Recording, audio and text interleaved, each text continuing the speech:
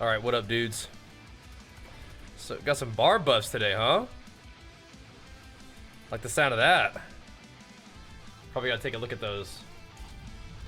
Think it'll make a difference? We'll see, won't we? Is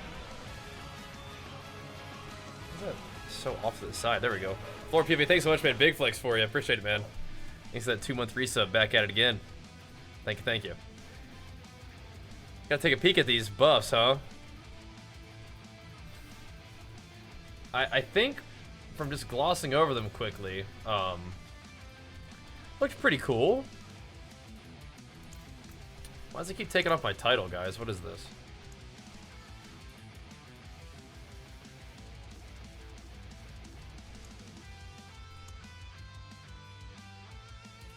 What is this? Double swing plus 25%? Really? Let's see. Was it really that? That's a lot.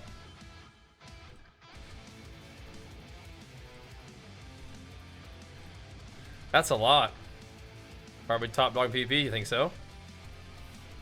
We'll see, we'll see. We'll see. But let's go ahead and see, though, huh? Let's go ahead and take a look. Oh, we gotta turn that off right now. I don't believe PoE drops are live quite just yet. Path of Exile. Remember to turn that on. We will, though, we will. Okay.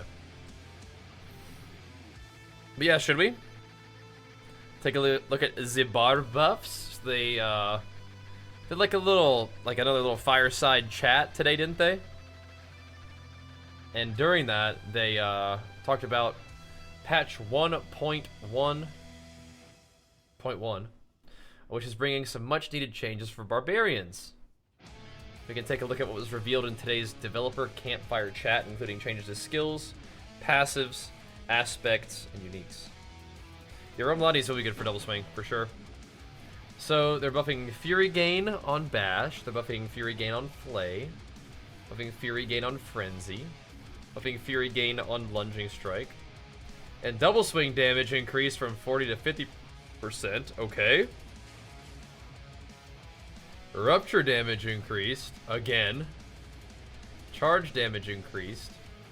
Vulnerability duration from Mighty Charge damage increased, so that it's either like one or the other, right? Or was one of them like the first stage?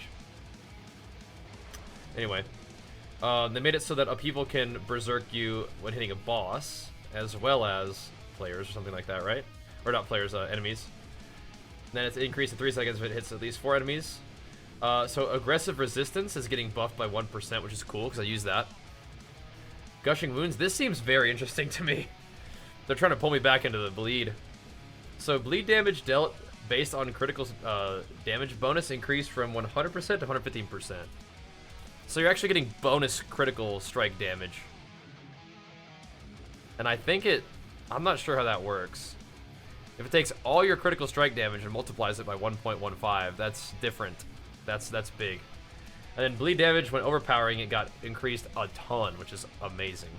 They're trying to pull me back into the bleed build, dudes. However, the double swing build will continue because double swing got buffed and unconstrained got buffed. So berserking damage bonus increased from 25% to 35%, so it's 10% more on top of whatever else, right? And updated the tooltip to more clearly reflect this key passive's value. Walking Arsenal got buffed a little bit. So the Hoda Slam also got buffed, so it's gonna make Hoda just do more damage in the perimeter, but a little bit more, not bugged anymore, but a little bit more in the perimeter, which is weird. Thorns got the Death Wish from Thorns got buffed whenever you're enraged, or Berserk you get Thorns that got buffed. As for the Unrelenting Fury, killing an enemy with the core skill refunds a portion of its base Fury cost. That got buffed, but I don't know if that's gonna be any good.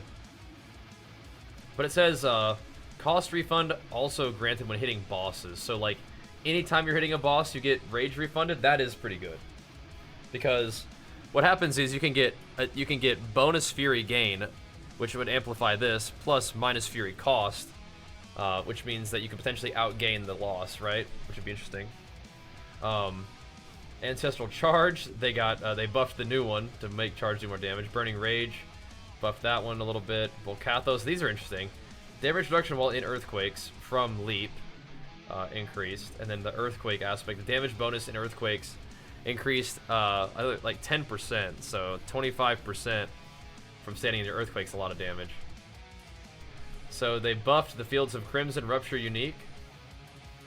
Interesting. They buffed the amount of damage enemies take while standing in those pools. And Rupture bonus cooldown reduction affix replaced with bonus critical strike damage. Interesting. Very interesting. Hellhammer had its damage increased. Burning duration is going to last a little longer, and bonus damage to CC enemies is going to be replaced with bonus crit damage. Interesting. So Remeladni's physical damage affix replaced with vulnerable damage. Very interesting. This would be good for double swing. Absolutely. 100,000 steps.